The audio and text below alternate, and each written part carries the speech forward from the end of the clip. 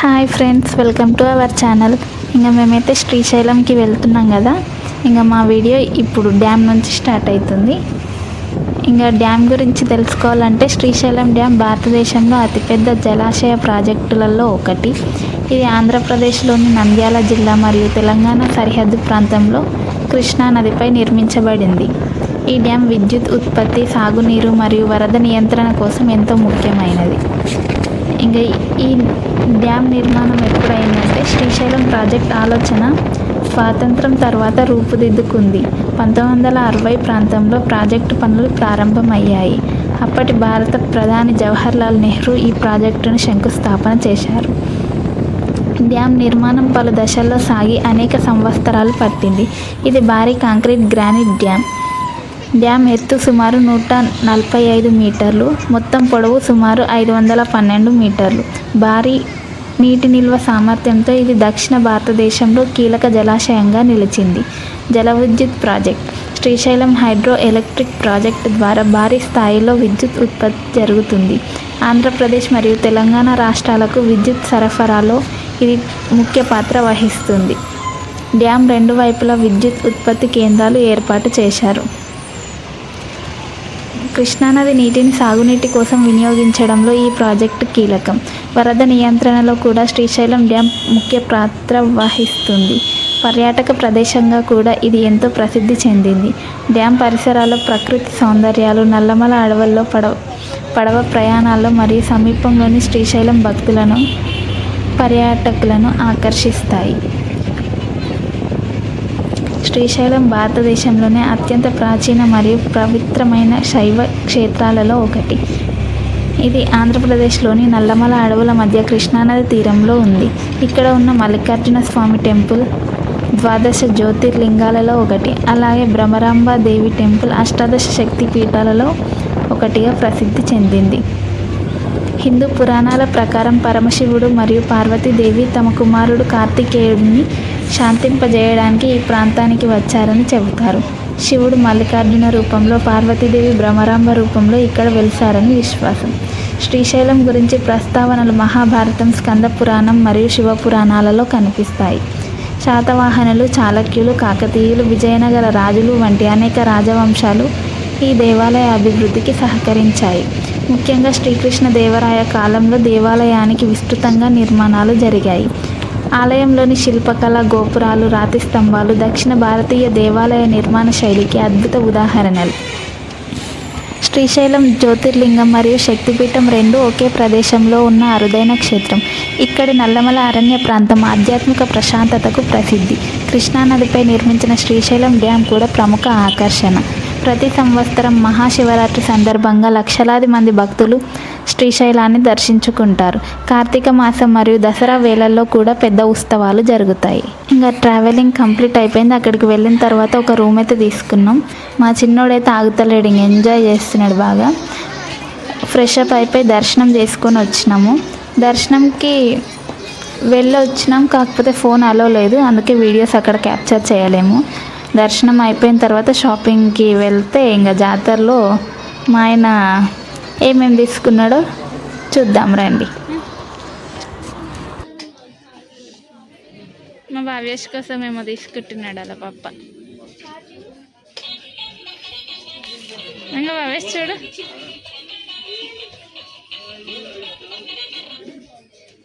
కావాలా నీకు? వామ్మో,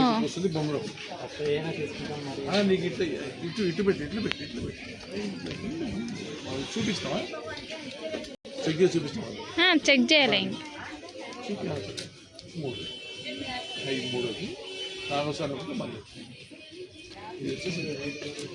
ఛార్జింగ్ చెప్పండి, ఇదైతే 200 ఛార్జింగ్ వేరే, ఇదేనా ఛార్జింగ్ వేరే, ఫ్యాన్ స్టాండ్, అది లేజర్ లైట్.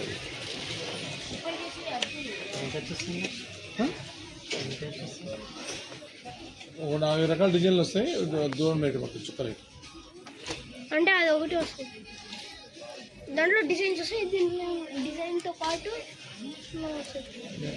చూపించావా సార్?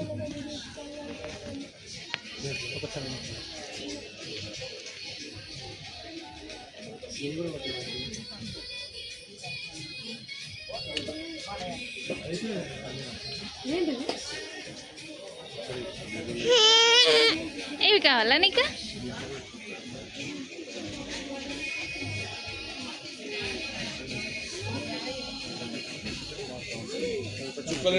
ఇంకా ఇట్లా వస్తుంది అంటే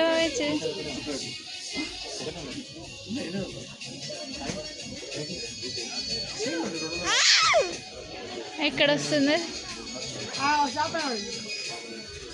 ఎక్కడ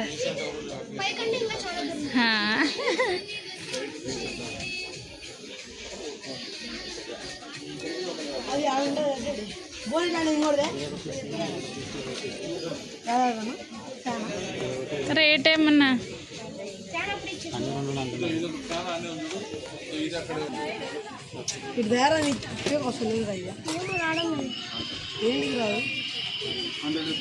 వచ్చి అట్లా వస్తుంది అంటే లైట్ లైట్ బ్యాడ్ అంటే లైట్ లైట్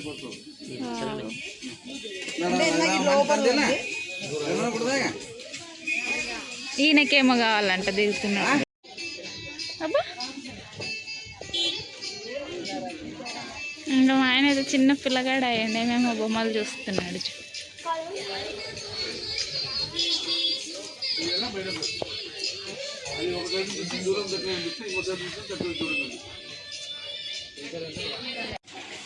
$400 మాట్లాడుతుంది, పాట వస్తే డాన్స్ చేస్తుంది. ఇక ఇక్కడ నా దగ్గర ఉంది. వాళ్ళు ఏం తీసుకున్న వాళ్ళు తీసుకున్నారా వాళ్ళు? జేసీబీ ఇంకా భవిష్యత్ తీసుకో. ఏయ్ ఏడ పోయినా కింద బొర్లుడే మా భవన్కి పట్టుకేవన్నీ నీకు వస్తామే.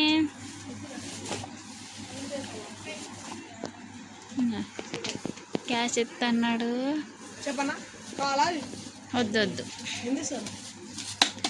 రేయ్, ఈయన వేసేసి పోయేటట్టు నోను.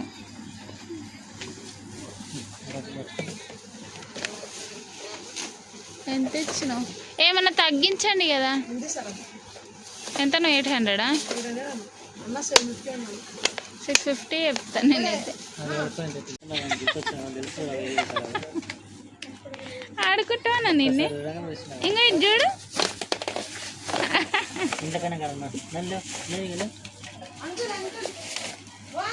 తీసుకుంటా పప్ప.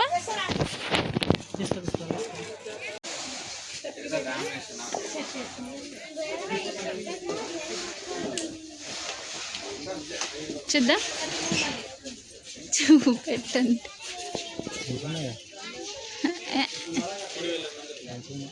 మంచిగా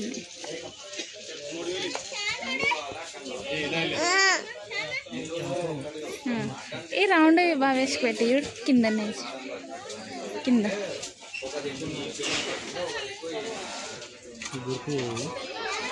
తీసుకో. మరి ఇంకా గుర్తు చేసేది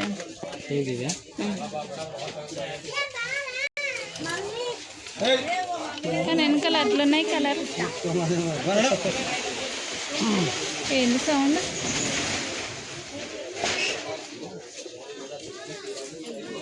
ఏమైంది?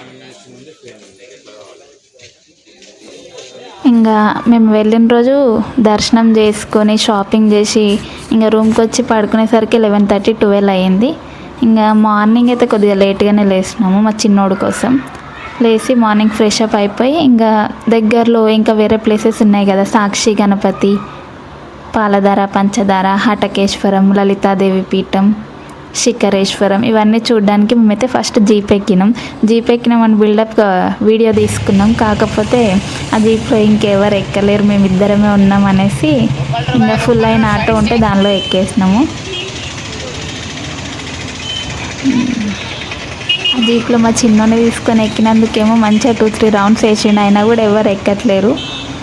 జీప్ ఎక్స్పీరియన్స్ కూడా చేసిండు మా చిన్నోడు. ఇంకా వేరే ఆటో ఎక్కి సాక్షి గణపతి గుడికి అయితే వచ్చేసినాం. ఇక్కడ దర్శనం చేసుకోవడానికి లోపలికి వెళ్తున్నాం.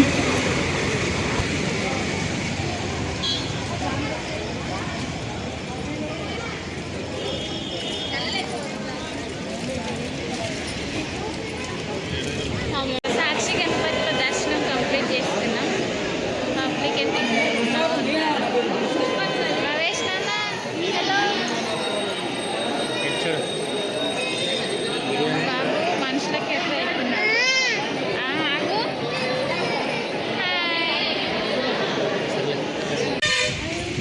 ఇంకా సాక్షి గణపతి దగ్గర దర్శనం కంప్లీట్ అయిపోయిన తర్వాత పాలధార పంచదారకైతే వచ్చేసినాం. ఇక్కడ బిల్డప్గా వీడియో తీసుకుంటూ వెళ్తున్నా. కిందకి వెళ్ళినాక కోతుల గుంపు కనిపించింది. కాముష్గా ఫోన్ పక్కన పెట్టుకొని వెళ్ళిపోయినా. ఇంకా శ్రీశైలం మొత్తంలో ఆయుర్వేదిక్ వస్తువులు బాగానే అమ్ముతున్నారు. కాకపోతే ఈ పాలధార పంచదార స్టెప్స్ ఉన్నాయి కదా, ఇక్కడ మొత్తం లైన్గా అవే షాప్స్ ఉన్నాయి. ఇంకా వేరే తక్కువ, మొత్తం ఆయుర్వేదిక్వే ఉన్నాయి. ఏవి దేని గురించో తెలిస్తేనే తీసుకోండి. ఇంకా మా ఆయన కోసం అయితే మేము కొన్ని తీసుకున్నాం. అవి నెక్స్ట్ ఇంకో వీడియోలో చూపిస్తాయి మేము షాపింగ్ చేసినాం అనేది.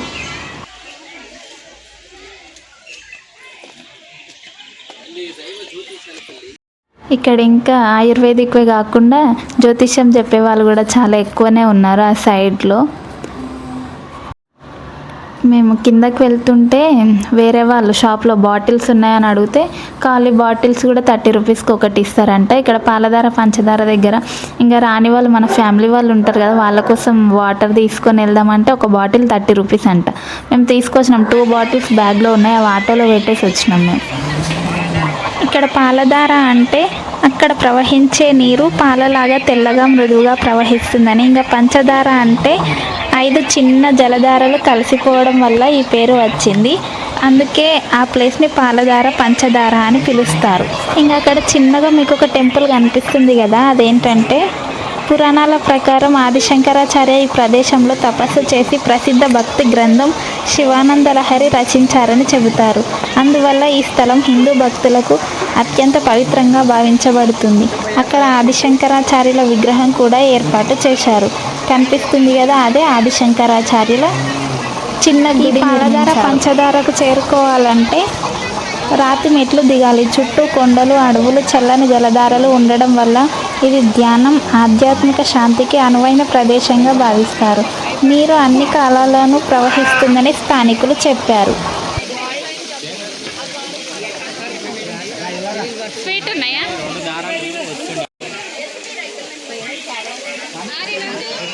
ఇంకా పాలధార పంచదార చూసిన తర్వాత అయితే హటకేశ్వరంకి వెళ్ళినాం.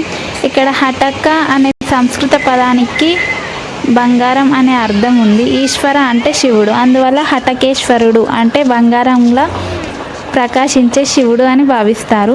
పురాణాల ప్రకారం ఈ ప్రాంతంలో శివుడు భక్తులను దివ్య రూపంలో దర్శనమిచ్చాడని విశ్వాసం. హటకేశ్వరంకి ఆపోజిట్లోనే లలితాదేవి పీఠం కూడా ఉంది.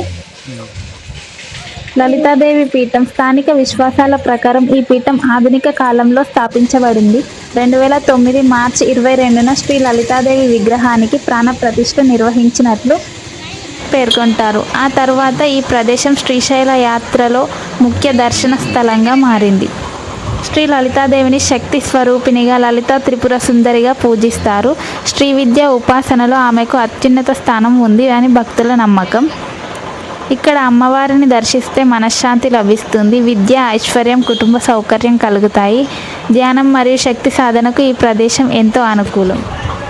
ఇంకా ఫైనల్గా శిఖరేశ్వరంకి వచ్చినాం. శిఖరేశ్వరం అత్యంత పవిత్రమైన శైవ క్షేత్రాలలో ఒకటిగా భావించబడుతుంది. ఇది శ్రీశైలంలో ఆలయం సమీపంలో ఎత్తైన కొండపై ఉంది. శ్రీశైల శిఖరం దర్శిస్తే పునర్జన్మ ఉండదు అనే ప్రసిద్ధ నానుడి ఈ ప్రాంత మహిమను తెలియజేస్తుంది. శిఖరేశ్వరం అంటే శిఖరం, కొండ శిఖరం. ఈశ్వరం అంటే పరమశివుడు, అంటే కొండ శిఖరంపై వెలసిన శివుడు శిఖరేశ్వరుడు అని అర్థం. ఈ ప్రదేశం శ్రీశైల క్షేత్రంలోని అత్యున్నత ప్రాంతాలలో ఒకటిగా భావిస్తారు. స్కంద పురాణంలోని శ్రీశైల ఖండం ప్రకారం శ్రీశైల శిఖరాన్ని దర్శించిన వారికి పునర్జన్మ ఉండదని విశ్వాసం ఉంది. అందుకే భక్తులు ప్రధాన ఆలయ దర్శనంతో పాటు శిఖరేశ్వర దర్శనాన్ని కూడా ముఖ్యంగా భావిస్తారు. ఇంకా మా శ్రీశైలం యాత్ర అయితే కంప్లీట్ అయిపోయింది. అక్కడున్న చిన్న చిన్న టెంపుల్స్ కూడా ఫేమస్ టెంపుల్స్ అన్నమాట. అవన్నీ దర్శనం చేసుకొని అక్కడున్న స్పెషల్స్ అన్నీ చూసేసి మళ్ళీ రిటర్న్ శ్రీశైలంకి వెళ్తున్నాం.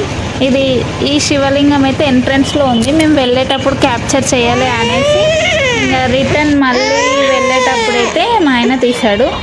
ఇంకా ఇంటికి రిటర్న్ అవ్వడానికి మళ్ళీ బస్సు ఎక్కేసినాం. మా చిన్నోడు అప్పటి వరకు సతాయించి బస్సు ఎక్కగానే నిద్రపోయిండు.